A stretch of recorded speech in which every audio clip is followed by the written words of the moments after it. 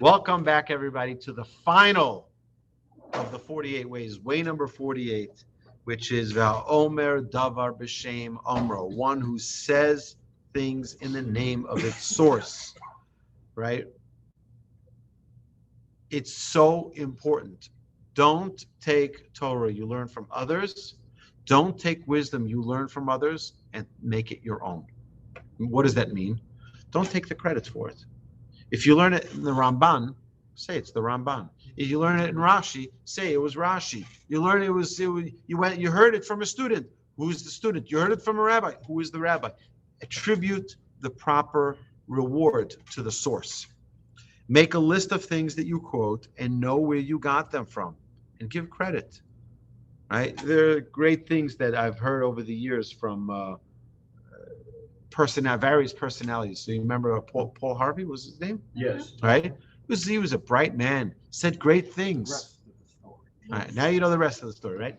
And he was good. He had really great insights. Right? So we can quote him and take the credit as if we're the genius. Or we can not quote him and take the credit, or we can quote him and it doesn't take away. Here's the amazing thing. It'll never take away. No one's going to come to your lecture and say, oh, he was the Ramban. You're a nobody. The Ramban was somebody because he knew what he was talking about. And what do you mean?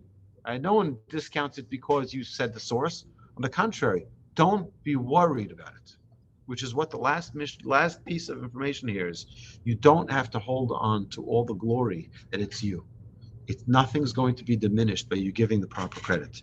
Tools for living are more valuable than any car, than any stereo, than any trip around the world. Acknowledge the debt of the wisdom that you get important tools for living. Acknowledge it. It's very, very important. It's more important than anything else. Someone told you how to budget. Right? Someone taught you how to budget. It helps you throughout your entire life. You can give them credit. It's more important than the car that you buy, which is funny, because the car we buy, everybody wants to make sure that the Lamborghini symbol is right on it, right? Everyone wants to make sure about that. Okay, that they want to attribute credit to, right? If you downgrade the source of your wisdom, you downgrade the value of the wisdom. Right? On the contrary, giving it the proper credit, giving it the proper attribution is very, very important. When gratitude to others breaks down, then so does society as a whole. Which, in fact, by the way, it's interesting that in media, they have to do that. Otherwise, they'll be sued. Right? If CNN is quoting something from Fox News or vice versa, they have to write the credits on the screen. Right? Source, Fox News, source, CNN, or source, NBC. They have to write that because otherwise it's theft. It's plagiarism, right? We're not talking about. You're actually bringing their clip. It's not right. That's actual theft. Yeah, that's copyright. Copyright, right? So that would be very problematic. That's what the Mishnah is telling us here. The Mishnah is saying it doesn't belong to you. You can make it yours, but still give the proper credit. And the last thing that we need to mention about this is that what would you think if this was you? If you tell someone an idea and they quote your idea, but they don't give you any credit for it. How awful would that feel? Excuse me, here you are, right? You're taking all the credit like you're this brilliant person, and none of it is yours. That's not fair. So the Torah is reminding us, it's very important. We learned 47 ways about wisdom, about life, about tools to maximize every aspect of life. Brilliance. Don't forget your source. So with that, I want to give a proper attribution to the Torah that I learned in these 48 ways. It started with me listening and learning from the teachings of Rabbi Noach Weinberg.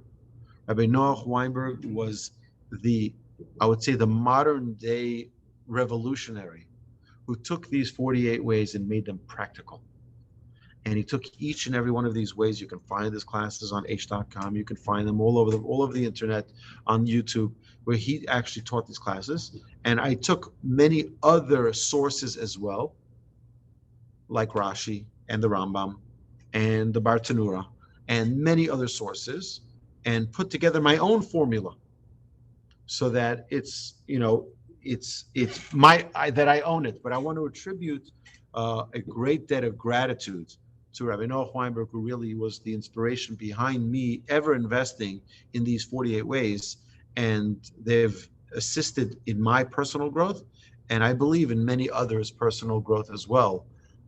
So, my dear friends, thank you very much for joining me in this journey of the 48 ways. And for those of you online, thank you so much for your patience listening to these podcasts and waiting for each one of them to be uploaded at their own time after proper editing. And for those of you here at the Torch Center, thank you so much for being a great inspiration for me to review this and to prepare new information constantly in these 48 ways. And hopefully together we will continue to climb the ladder of wisdom and knowledge and become the greatest people we can possibly become. Thank you, and Mazel Tov to each and every one of you on this conclusion, to each and every one of us on this conclusion of the 48 ways. Chazak, chazak, v'nit chazek. That's right. We should become stronger and stronger, and hopefully, what we say after finishing each segment of Torah, we say Hadran alach v'hadra chalan. I'll come back to you and you'll come back to me. And what we do is, when we finish a tractate of Talmud, we say, we're not done. We're coming back. We're going to be reviewing this again, but we need you to come back to us as well, so we can gain that clarity and that wisdom as well. So hopefully this will be a fruitful relationship moving forward. So thank you all very, very much. And we will begin the Chumash segment. We will begin the Parsha segment momentarily. Hey, Rabbi, do you think you know how to download those transcripts? Because this will save me